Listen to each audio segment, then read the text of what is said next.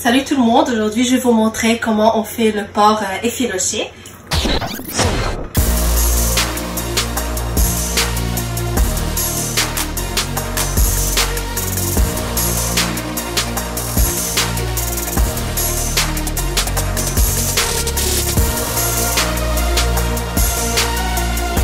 Alors pour commencer, moi j'ai déjà coupé la viande. Alors la viande que j'ai choisie c'est le rôti de l'ange de porc, mais s'il y a un autre genre de viande que vous aimez, vous pouvez la choisir aussi. Et j'ai ajouté des petites rondelles d'oignon. Les épices qu'on va ajouter à notre recette aujourd'hui, ça va être, on aura besoin du soya sauce, barbecue, 2 bouteilles. Vous pouvez choisir le barbecue sauce que vous préférez, du sel, paprika, la cannelle, et moi j'aime beaucoup aussi ces poivres là, c'est la grille ça s'appelle, et c'est barbecue à saveur du sud que je vais ajouter, et j'ajoute aussi un peu de gingembre. Alors ce que je vais faire, on va commencer par mettre une bouteille complète de barbecue sauce.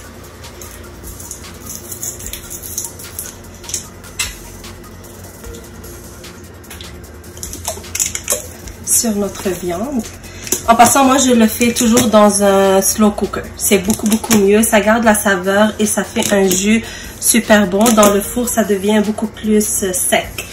Alors, je le fais dans un slow cooker et je laisse pendant 6 à 8 heures normalement. Ça dépend de la quantité de la viande que vous utilisez. Alors, ça c'est la sauce barbecue. De la soya sauce.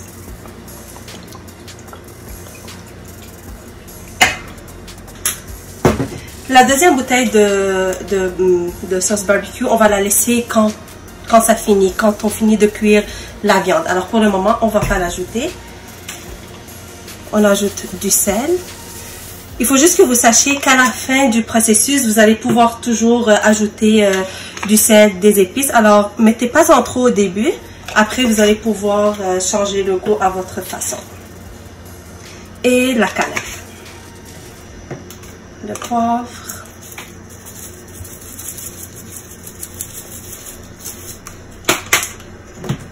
Et le morceau de gingembre. On va mélanger le tout.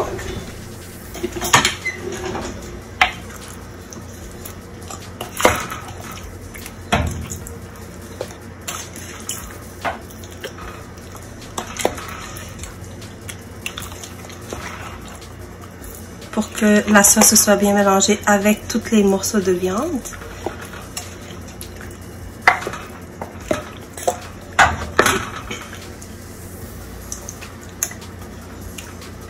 Et voilà.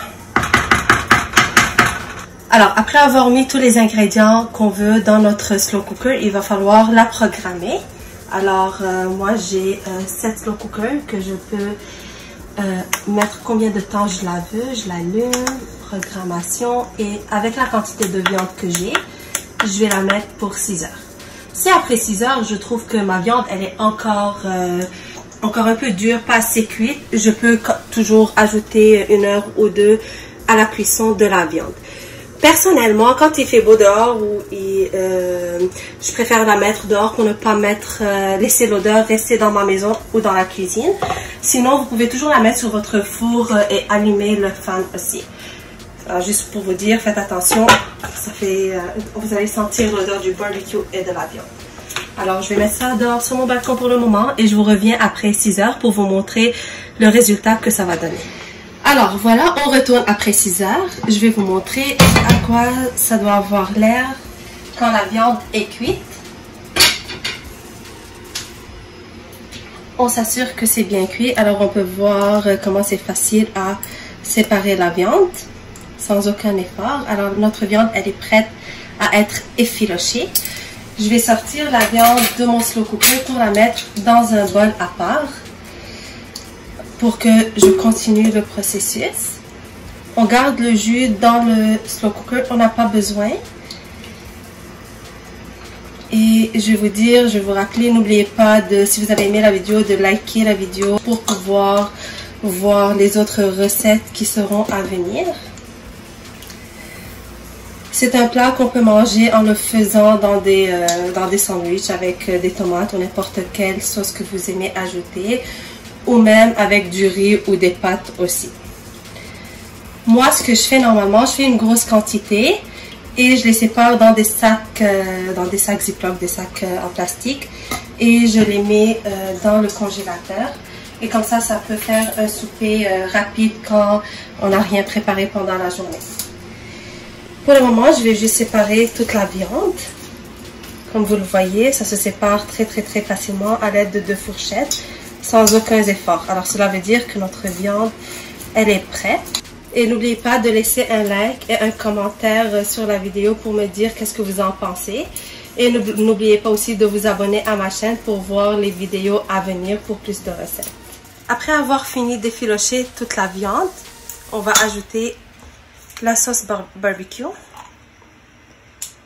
Alors ici, ça dépend vraiment de la quantité de viande que vous avez. Vous allez voir la texture à la fin, comment la viande doit être. On va les mélanger. Et voilà, c'est à ça que ça doit ressembler votre viande à la fin. Il y a de la sauce partout. À cette étape-là, vous pouvez toujours goûter. Si vous voulez ajouter du sel, du poivre ou de la sauce piquante, vous pouvez toujours ajouter n'importe quel genre d'épices que vous aimez à votre viande. Les possibilités sont vraiment à l'infini. Alors, voici le résultat final et je vous dis, croyez-moi, ça goûte super bon. Ça, c'est une idée de présentation. Comme j'ai dit tantôt, vous pouvez toujours l'ajouter avec du riz ou des pâtes comme accompagnement. Alors, j'espère que vous avez aimé la vidéo. N'oubliez pas de laisser un like, un comment et je vais vous dire à la prochaine.